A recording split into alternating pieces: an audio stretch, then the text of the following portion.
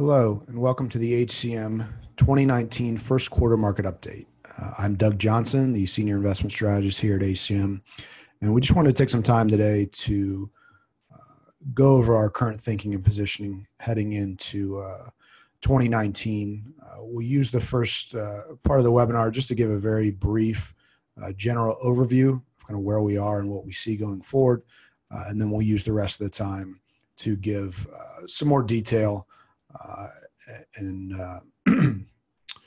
more forward-looking thinking. So with that said, looking at where we are in terms of positioning. So on the equity side, we've reduced our allocation to underweight. That happened back in the middle of December. If you recall, we have kind of 3 stages of equity reduction that we would go through, and we've only gone through 1. So we do have some room to cut further if we need to, but for right now, we do have a slight underweight to our equity positioning.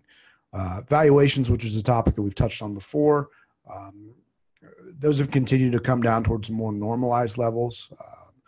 January 2018, they had peaked at significantly overvalued levels. But now with the market sell-off, we've seen things coming back to normal a little bit. And just as a brief reminder, we don't look at valuations as any kind of short-term indicator, but we do think that they are very valuable in determining what future returns will be over 7 and 10-year time periods. Earnings guidance has softened a little bit, starting with the reporting in October from the second quarter results. That was kind of the catalyst that might have kicked off this whole equity sell-off. Headwinds for growth remain mainly around tariff uncertainty. So as earnings season ramps back up here in the next few weeks, we're going to have a keen eye on what CEOs are saying, not only what they're reporting now, but what the guidance is going to be going forward and how the tariff situation has played out. Lastly, international versus U.S. has been a big topic for clients. So in 2018, international underperformed the U.S. fairly significantly, and from a portfolio positioning standpoint, has been a drag on performance.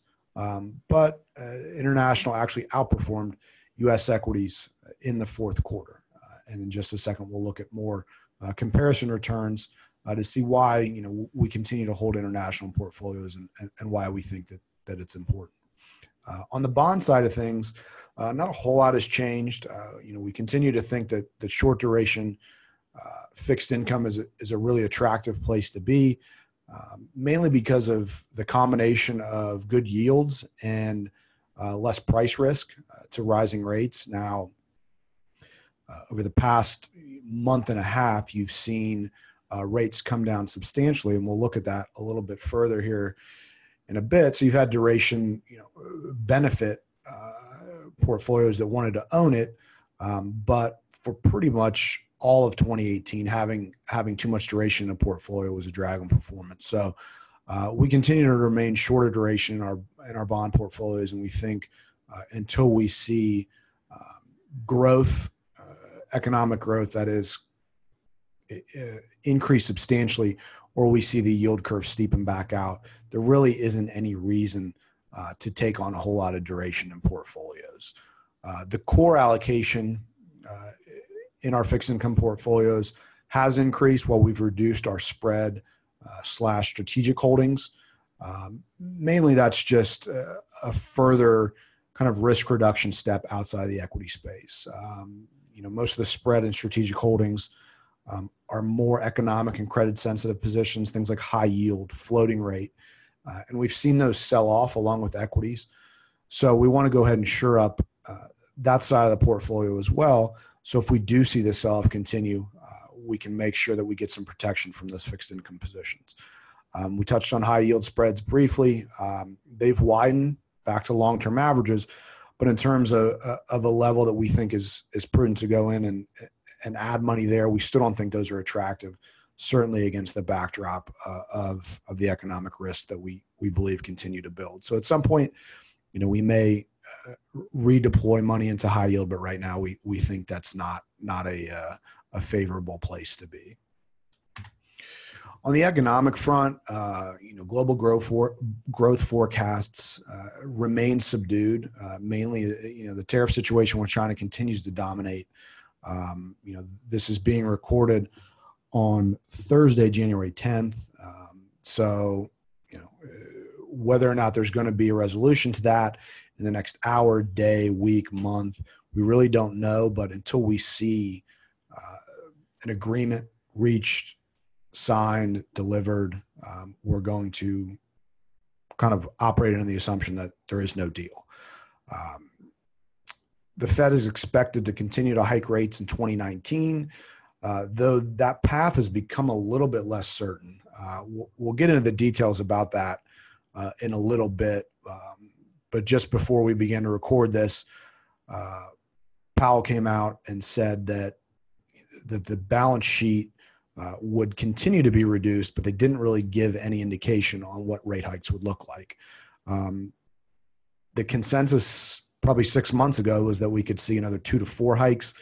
With the market volatility the way it's been and with some slowdown in growth projections, we've seen that number be cut to 0, and even some people are calling for rate cuts. So Fed policy over the next few months is going to be very important in terms of what could drive the market either higher or lower. Inflation really remains a non-issue, right around 2%, which is the Fed target. You've seen inflation break-evens come down over the past few weeks, mainly as a result of the market sell-off. But the idea that we're going to see runaway inflation upcoming is I think been put on the back burner right now. So risks going forward, we think there's probably 5 main things that we need to worry about going into 2019. And a lot of that is just a continuation of the things that concerned us from the end of 2018. So I would say, further weakening of earnings guidance is probably, the first thing to pay attention to. Earnings are coming up. It'll be important for those results to be not only good, but for the guidance going forward to be good as well. Higher rates putting a brake on growth and competing for capital that's been flowing into stocks for quite a while. 2 years ago, you put your cash in a money market and you're getting 0. Now you can do that and almost get 2.5%. So we now have an alternative to equity assets that's providing a safe return. And after having an environment of low rates for so long, how that will affect the economy and the growth rates in the economy will be an important driver of market returns as well. Central banks continuing to reduce their balance sheet and/or their level of monetary stimulus. The Fed is committed to continue to let the bonds on their balance sheet roll off and to shrink the balance sheet. That will, it's an experiment that is ongoing. Again, and I mentioned this before, nobody's tried this, so to predict the outcome is kind of futile. But I don't think it's any coincidence that as we've seen, mainly the Fed and other central banks begin to tighten their balance sheet and tighten their policy, that volatility in the markets has picked up. The continued uncertainty surrounding China and the tariffs, that will be an ongoing issue until, quite frankly, the deal is reached. If it gets reached, I'm sure it will at some point, but we're not expecting that to happen in certainty until it actually happens. So for now, we're operating in the assumption that no deal is going to be reached. And then lastly, further market volatility can feed on itself, and we've seen that over the past few weeks. And in addition, the flattening yield curve, increasing the probability of recession. Many folks have said that in order to have the worst type of bear markets, that you need a recession to go along with that. So to pay attention to that bridge that could go from correction to bear, you need that recession in between. And we're certainly keen on the things that would increase those odds going forward. So that's a very high level overview of our thinking and where we are. So let's dive a little bit deeper into some of those topics and try to try to put some color around those. So I don't want to spend a whole lot of time on 2018, but I think I'd be remiss to not at least address it. I think that we've sufficiently let clients know that the 2018 was a tough year. And I think this chart does a really, really good job of laying out just how difficult it was.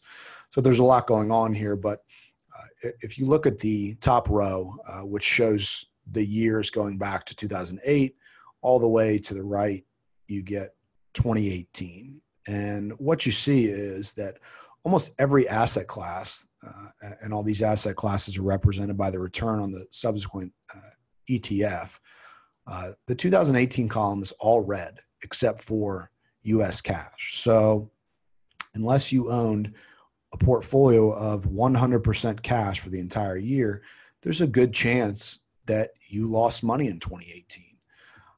Some of those returns were pretty significantly negative. I mean, you look at emerging markets down 15%, international stocks down almost 14, small caps down 11, commodities down 12. The list goes on and on. Even the S&P down 4.5. So there was really nowhere to go in 2018. And I know that, we've used a lot of, hyperbole to describe it. But some of the things that you can point to, worst market return in a decade. And I know that sounds crazy, but you look at this chart and there it is on the top line. You haven't had a negative return in the S&P 500 since 2008. That's been a very, very long time. So I think this year, I don't know that it caught investors off guard, but I think that even though their portfolios are down anywhere from 3 to 8%, if you've got any type of asset allocation, it feels a lot worse because we haven't had negative returns in quite a while. And if you have a portfolio that follows asset allocation, this is the worst market you've seen since 1972. So very, very extreme conditions, and certainly a year that I think everybody's just ready to turn the page on and move forward. Compare that to the 2017 and 2016 columns. All those were completely green. So the 2 years before that, you basically could have done anything you wanted and had positive returns. So there's a pretty stark contrast between those 2 years. And I think the most important thing is for investors to have some perspective around that and to realize that the market does have risks, and investing is a two-way street. I think that we've kind of got lulled into a false sense of confidence because returns have been so good that the returns from 2018 have kind of caught some people off guard. So again, I don't want to spend much more time on this because I think we've kind of beaten it into the ground, but I think this chart gives some good perspective on what exactly 2018 looked like and how it looked compared to previous years before that. So this next chart just shows a trailing 12-month price chart of the S&P 500. What I would focus on is the line from December to where we are now. So worst December that we've had since 1928, really no sugarcoating around it. You can see from that line, it was pretty much straight down from the get-go. Luckily, we've had a pretty good snapback here since the bottom, which was the day after Christmas, which quite honestly isn't too surprising considering the magnitude and the swiftness that we saw the sell-off. I think I read something yesterday that said the past 10 days has been the strongest 10-day return, or the highest 10-day return that we've had this decade. So again, going back to that 2008-2009 timeframe, we're seeing some pretty massive moves here. We wouldn't really draw any conclusions from this. The move down was swift. The move back up has been just as swift. So when we reduced equities, we did so based on a number of factors, and I don't think that having a few strong up days is going to change that. We're going to need to see a lot more consistency and things below the surface improve before we say, okay, all is clear and we can move forward with re-risking portfolios. On the flip side, we're still going to need to see some more things to the downside too before we decide to say, okay, it's time to go ahead and make another cut in equity risk. So looking at this chart, that kind of V-shaped return profile, while it looks very extreme, and it is very extreme, it's not really telling us a whole lot about what we can expect going forward. So as I mentioned in the first set of slides, there's probably 5 things that we are most concerned about, or that we think are main risks going forward. One thing we also talked about was perspective. When we look at this price chart of the S&P going back 2009, we see that we've been in a pretty strong uptrend for quite a while. You can see that annotation there. Going into the beginning of last year, we've been up 15 months in a row, which was the longest streak ever, and then up 22 out of the past 23 months. So that's a lot of positive momentum working in investors' favor. Then you see the monthly percentage decline, which shows December. You've got the largest decline since February 09. That was, generated subsequent to the statistics that we saw about the worst December since 1928. But nonetheless, you can see very extreme price movements. But what we would point out here is that there's been a lot of questions about the equity cut, when it was done. Could we have done it sooner? Did we wait too long? We would say in the context of 12 months, possibly, but when looking at it on a much longer time frame, you can see that we're still at a pretty elevated level. So anything that we do from here on out to further reduce risk, we're still doing so at a very favorable level when we take a little bit longer term view of it. So in terms of risks, I think we'll start with China, the ongoing trade issues there. This has been in the news over and over and over, so I don't think we need to rehash all of it.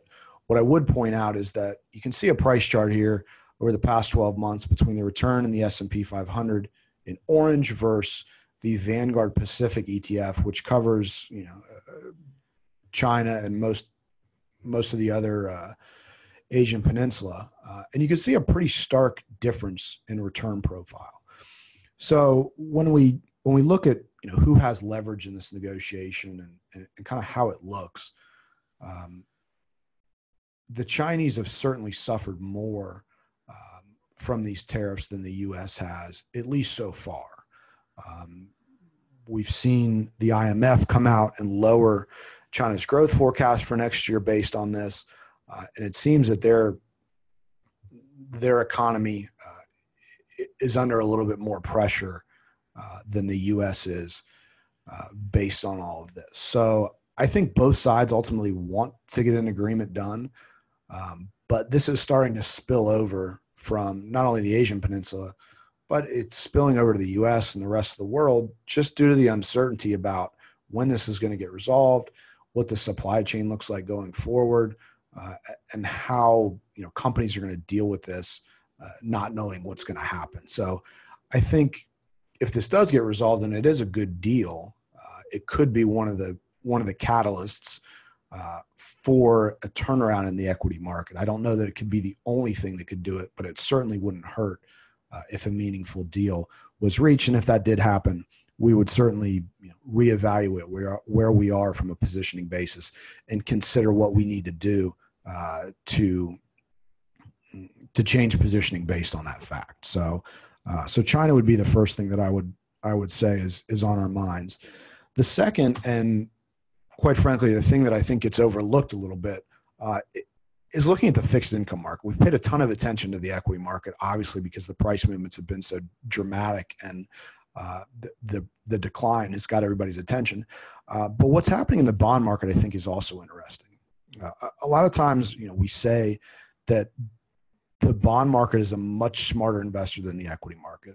It's got a much longer attention span, and it's not necessarily influenced by the daily price fluctuations and the news bits that we hear. Now, that's changed a little bit since the Federal Reserve got involved and rates have become a little bit more volatile. But what we would point out on this chart is the equity market sell-off began in October. And whether we're deeming this a sell-off, a correction, a bear, whatever it's going to turn into, the trading in the fixed income market has shown an increased level of concern.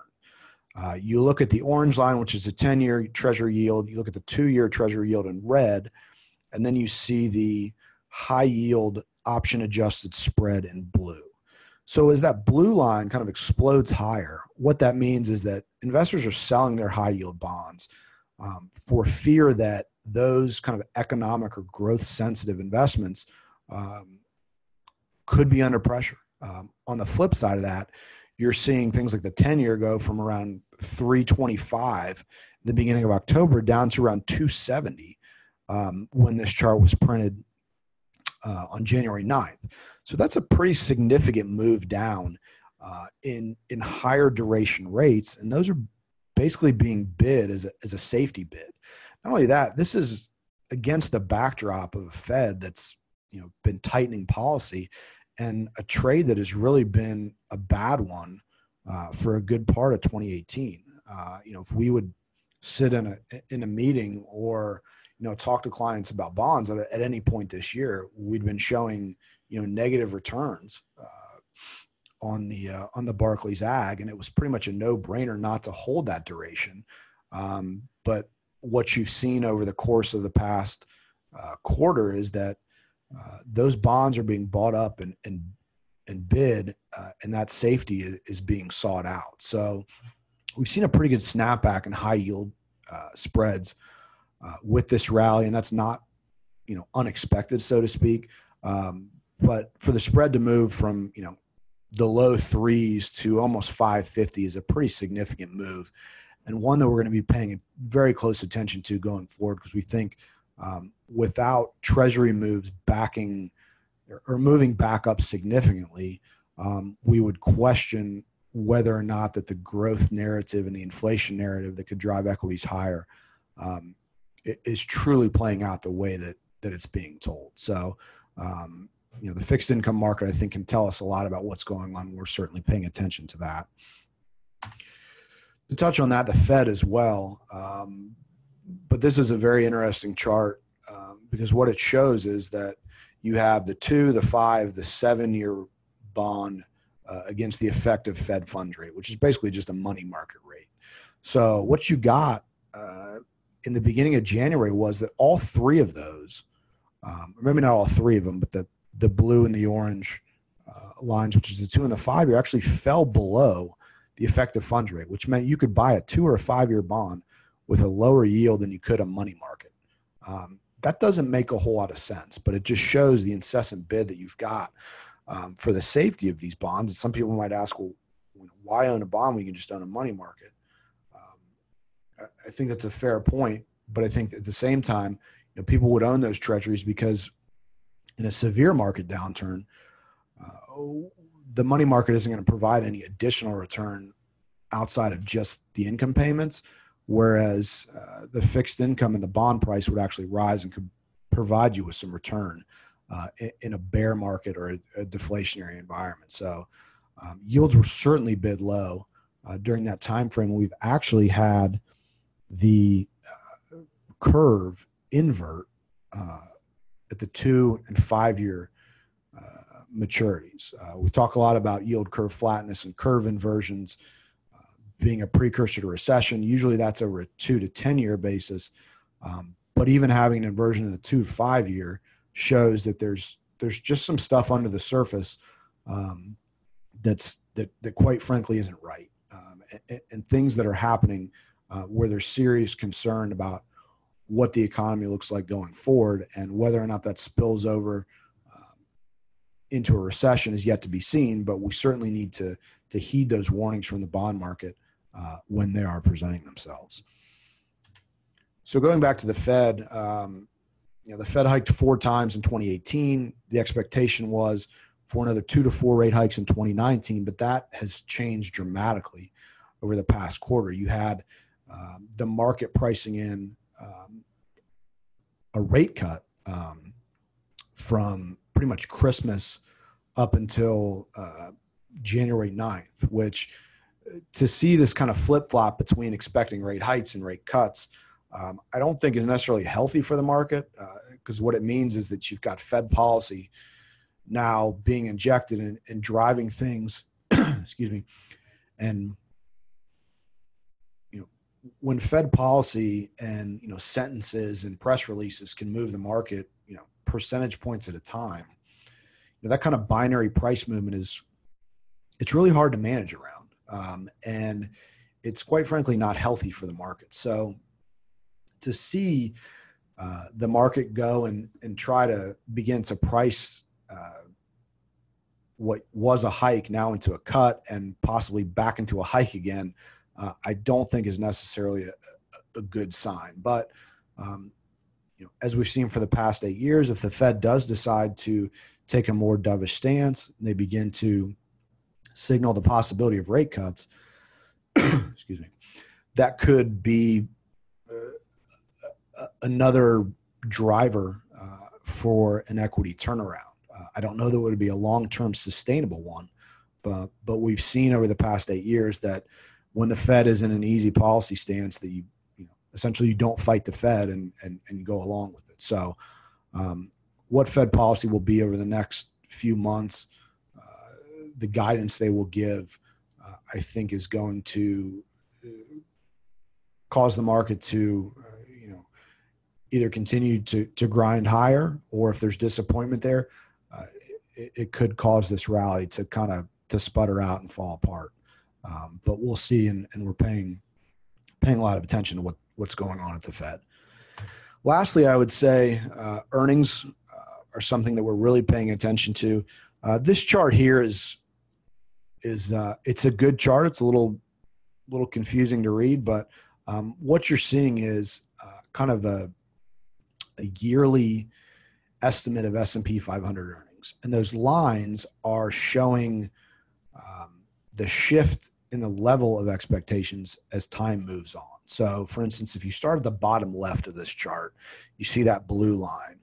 So the calendar year 2012 earnings estimates came out in July of 2011, and then as the year moved on, going all the way to the end of 2012, they were revised lower and lower and lower and lower. So what happens here, the pattern that you see is analysts come out, they're really, really excited about earnings. They give really high estimates, and then they lower them and lower them, lower them, lower them, and then surprise, you have all these companies beating estimates that have been that have been lowered substantially. So it's kind of a trick of Wall Street, so to speak. But nonetheless, it's the game that gets played. When we look at 2018, what we see is that you had the normal pattern, but then you saw a big spike in earnings expectations right around the beginning of 2018. Now, this subsequently coincided with the tax cut that was passed. So you had earnings estimates blow up, and then you had them pretty much go to the right. So the first year we really had analysts increasing earnings expectations. So as that happens, people get really, really optimistic, and the bar is set really high. One of the things that we talked a lot about earlier in this year was the setup for earnings disappointment. And we might have started to see this happen during the last quarter. Now, that kind of pinkish line that you'll see in the top right is the latest batch of estimates that we're seeing. So it's kind of a upside down U, so to speak. So we've had really, really good earnings estimates.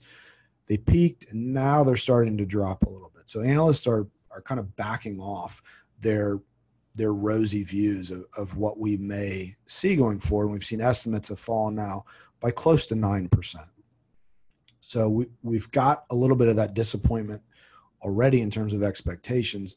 Now, what are the actual numbers going to be related to that? So as we mentioned at the beginning of the webcast, valuations have come down to normalized levels. But if earnings expectations continue to fall and or absolute numbers start showing negative earnings growth, not saying that's going to happen, but in a worst case scenario, if we saw that, that would cause valuations to reset even further and maybe overshoot to the downside and cause more pressure on equity prices. So I think this earnings season is going to be very important in terms of not only what's being reported, but also what's being projected for the next year or so. So in conclusion, those are the things that we're paying attention to going into the first quarter. We've obviously made the decision to go with an equity underweight for the time being. With the price movement that we've seen back up, we're getting a lot of questions on whether we still feel good about that and whether we're going to change course. And the response that I've usually given is to lay out the things that we talked about here, and to let clients know that the decision to cut equities was a long one. We hadn't been in that position since 2013. So the next step in this process, it could take some time to play out. So we're not going to be emotional and react to price movements that kind of go all over the place. We're going to stick to our process and kind of let the market dictate what we may do next. And if it turns out that this is a correction and we do see things improve at a material level, we'll have no problem taking that underweight off and re-risking portfolios going forward. So with that said, I would say thank you for joining the 2019 first quarter market update. I hope you found it valuable. As always, if you have further questions or you want to speak more about your individual portfolio or just our general strategies, please don't hesitate to reach out to your advisor or myself. We'd be more than happy to set up a time that we can meet and discuss these issues further. So with that, thank you again, and have a good day.